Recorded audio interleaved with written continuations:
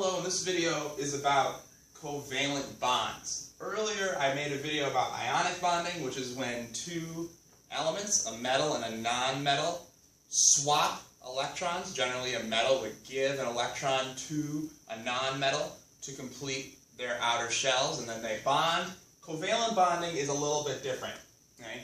What is it? Well, it's when two non-metals, so we're talking about the right side of the periodic table are things like oxygen, nitrogen, sulfur, those kind of gases, share electrons to bond and complete their shell. Like I tell my students in class, it's like sharing is caring. Okay? And who does this? I just said it, it's non-metals.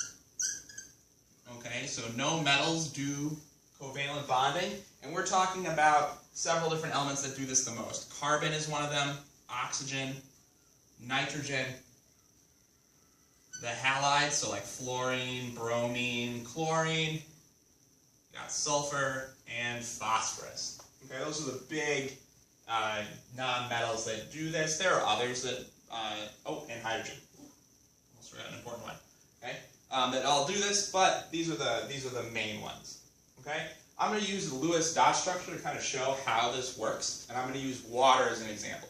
So here I've got oxygen with its 6 valence electrons, hydrogen with its each having 1 valence electron, and remember hydrogen needs 2 electrons in its valence shell to have a complete orbital, and oxygen needs 8 because of the octet rule, because it's got more spaces for electrons.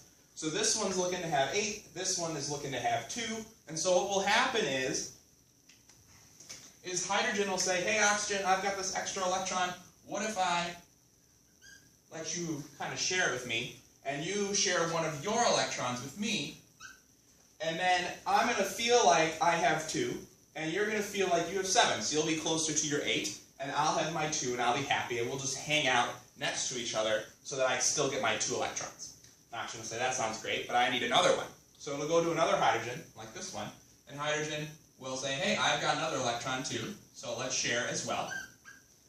And so it'll share, and now hydrogen, the other hydrogen, will have 2 electrons kind of in its orbit, which will make it happy. And now oxygen will have 8 that are at its disposal, which will make it feel more complete, more like a noble gas, which is what every atom wants.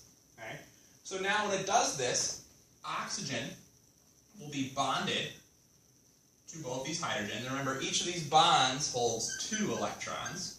So that's 2, 4, and it'll still have the other 4 that it hasn't used left over, and that'll hang out over here. So now oxygen has 8 electrons with it, and hydrogen has 2 electrons each, so both of them end up being happy. They've been bonded together.